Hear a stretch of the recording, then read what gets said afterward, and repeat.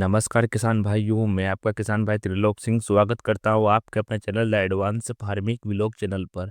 तो चलिए किसान भाइयों, हम सबसे पहले बात कर लेते हैं प्याज की। प्याज का आगे क्या भविष्य रहेगा, कैसा क्या रहेगा प्याज का आगे भविष्य।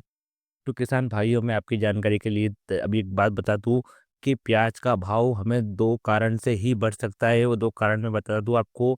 सबसे पहला कारण है निर्यात। अगर बांग्लादेश प्याज निर्यात होता है तो भाव में डायरेक्ट 7 से 8 रुपए तक की तेजी हमको दिख सकती है। जो प्याज अभी 10-12 बिक रहा है वो 20 तक बिक सकता है। और किसान भाइयों, मैं आपको दूसरी बात बता दूं, दूसरा कारण बता दूं। तो किसान भाइयों, दूसरा कारण है नए प्याज की कमी होना। जी हाँ किसान भाइयों, आपने सही सुना। किसान भाइयों, अभी फ़िलहाल में राजस्थान का जो अलवर का प्याज है, वो किसान भाइयों अक्टूबर से नवंबर के महीने में मंडियों में आना शुरू हो जाता है। किसान भाइयों, जैसे कि आप जानते हैं कि पुराने प्याज की लिमिट सितंबर से अक्टूबर महीने तक रहती है, फिर ख़त्म हो जाता है, फिर ही नया प्याज की बारी रहती है। नया प्याज कंट्रोल करता है भाव को। तो किसान भाइयों, अभी फ़िलहाल में जो बचा है वहाँ अलवर की राजस्थान से रिपोर्ट आ रही है कि वहाँ पर प्याज तो बहुत लगा है, पिछले साल से डबल प्याज लगाई गई है, लेकिन वहाँ पर अभी उनका मौसम ने भी इस वर्ष साथ अच्छा अच्छा दिया।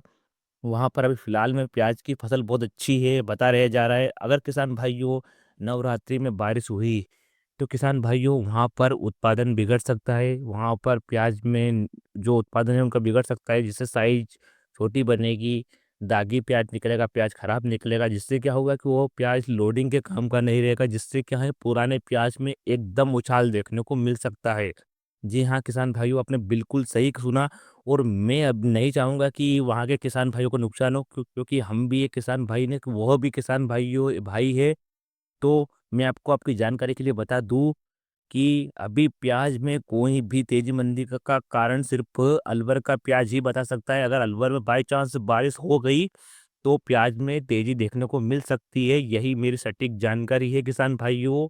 और किसान भाइयों, मैं आपको एक बात कह दूं कि आप ऐसा नहीं कि आप प्याज नहीं बेचे। आपको मैं ये नहीं बोल रहा हूँ कि प्याज कब बेचे न कब भाव बढ़ेगा। मैं सिर्फ किसान भाइयों आपको एक अनुमान बता सकता हूँ। बस मेरी राय यही है कि अभी प्याज को सिर्फ एक नया रूप अलवर का प्याज ही दे सकता है। एक नया मोड़ अलवर का प्याज ही दे सकता है, पुराने प्याज में तेजी का कारण बन सकता है। तो किसान भाइयों, अभी फ़िलहाल में वहाँ की प्याज की फसल अच्छी है, अलवर में प्याज अच्छा मंडा है। और किसान भाइयों, मैं आपको अब गुजरात की प्याज की बात कर लेते हैं। तो किसान भाइयों, अभी गुजरात का प्याज तो कम से कम 10 से 15 दिन बाद चालू होगा, और वो भी अभी फ़िलहाल में तो 3-3 4-4 हज़ार कट्टे की आवक से शुरू होगा, क्योंकि अभी पूरी स्पीड से चालू नहीं होगा वो। वह पूरी स्पीड से तो नवंबर के लगभग होगा। तो किसान भाइयों, गुजरात के प्याज से तो इतना डर नहीं है। फिलहाल में भी डर का कारण बना हुआ है अलवर का प्याज।